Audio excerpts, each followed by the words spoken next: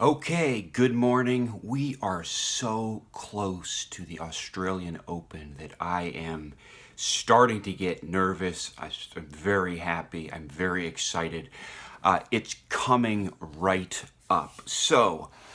You'll notice that I have changed the name of the channel. The reason for that is that at first I named the channel Essential Tennis, and there's another channel on YouTube called Essential Tennis, but then it has some other sort of keywords that it links onto its title, so YouTube let me actually take Essential Tennis, which I thought was a good title, but I really don't want to step on people's shoes. Then I went to Tennis Essence, which kind of was a variation on Essential Tennis, the same way of saying the same thing. And that was what I had for a couple of days. But now I think it's a much better title. Why? Because it describes what I will be offering. And the new title of the channel is Tennis Talk Daily. Tennis Talk Daily. And that actually perfectly describes what I am doing here. And actually what it describes how you can differentiate me from a number of the, well, there's not that many good tennis commentators on YouTube. That's actually the truth.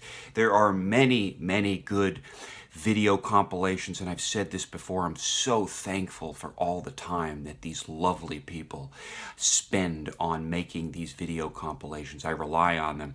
God bless those video creators. Thank you. But there still is a soft spot in the market, as it were, or just a little bit of a lack of really good commentators. Matt Bradshaw at Coffee Break Tennis is fantastic, and I think he's had his site up for about a year, or excuse me, his channel up, and he is just really big, and you can see his development from his earlier videos, and I hope to have that kind of development over the next few months here on Tennis Talk Daily. So what we are doing here is we're doing talk about tennis, and we're doing it on a daily basis. I'm going to try to, at least once a day, you will hear from me, but then yesterday I did 3 videos. I'm going to do 2 and 3 videos at various points, obviously throughout the Australian Open. There's lots to talk about. You can tell from watching me that I love talking about tennis. So we are going to do talk. We are going to do it on a daily basis. So subscribe to the channel so you can get daily, you can get regular information, and not just the footage. Now the footage, again, I love the footage. Please don't stop doing the footage. But again, we need some more of the commentary, and we have just precious few resources. And I would again recommend to you Matt Bradshaw at Coffee Break Tennis. I would certainly recommend to you that you subscribe to this channel, because this is going to be the essential, I believe, tennis commentary, and it's going to be getting better. What are our working principles here at Tennis Talk Daily? Well, one working principle is that we love tennis, and we are an equal opportunity employer when it comes to tennis and tennis players. We love all great tennis players.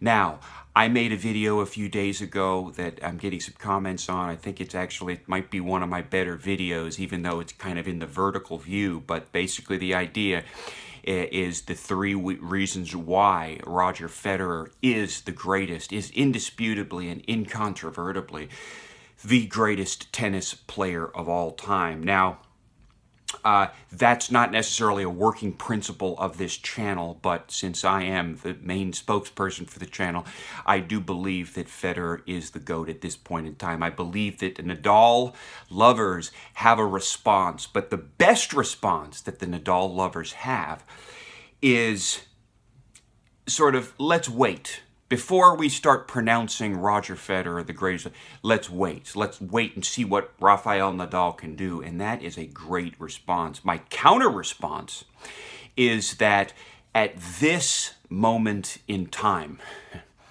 on January 14th, 2018, Roger Federer is the greatest tennis player of all time. And of course, through time, that can change. Now, I personally believe he's going to hold that spot for a long, long, long time.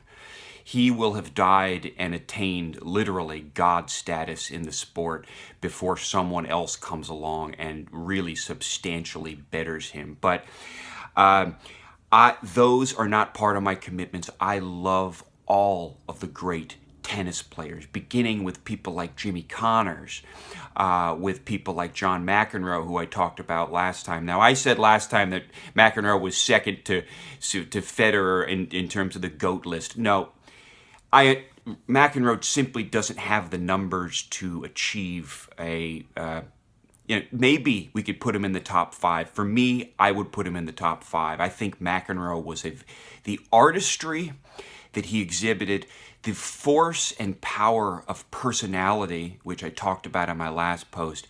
He was a perfect embodiment, or an amazing and unprecedented embodiment of that. And he had style, he had finesse, there was artistry on the court. And you know what? He loved the game of tennis. He loved it with all of his heart, for all of his bratty things, and for all he kind of has that New York way about him where he's just sort of like, he's hard to please in a way. And he doesn't have this smiley personality out on the court, right? But notwithstanding that, there's never any question that John McEnroe loved the game of tennis. So that is our criteria. That's our only criteria. People that love the players, the great players of the game that love the game of tennis, they're the ones that we want to talk about. Federer is an important figure there too, but I've talked about a number of the others. Now, Kyrgios is my only reservation, and it's for a simple reason. I don't sense his commitment to this game. I don't sense his love of this game, and he's admitted it. He wants to play basketball instead or whatever, which is his favorite sport. Well, listen, if basketball is your favorite sport, that's fine. More power to you. But we're doing tennis here. We're doing tennis. We love tennis. That's another principle. We here at this channel, Tennis Talk Daily, which is going to be at a daily basis, 2 to 3 times a day.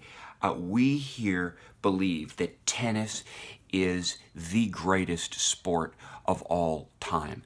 Tennis is the greatest sport of all time, and it's a growing industry, not like the NFL. Tennis, I believe, is a growing industry, but we love this sport. We love the one-on-one. There's no excuses. There's no passing the buck in tennis. Now, we can put aside doubles and mixed doubles and that kind of thing.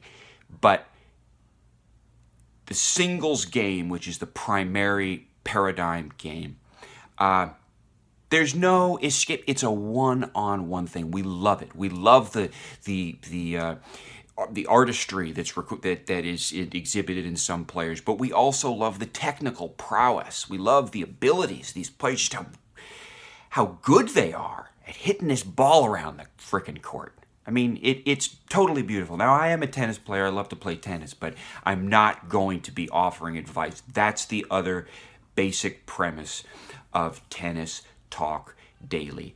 We really are not interested in learning how to improve our backhands. I'm not going to be giving you advice other than commentary on the players themselves. I'm not going to be giving you advice about your backhand, forehand, or how to put 15 miles an hour on your serve. No.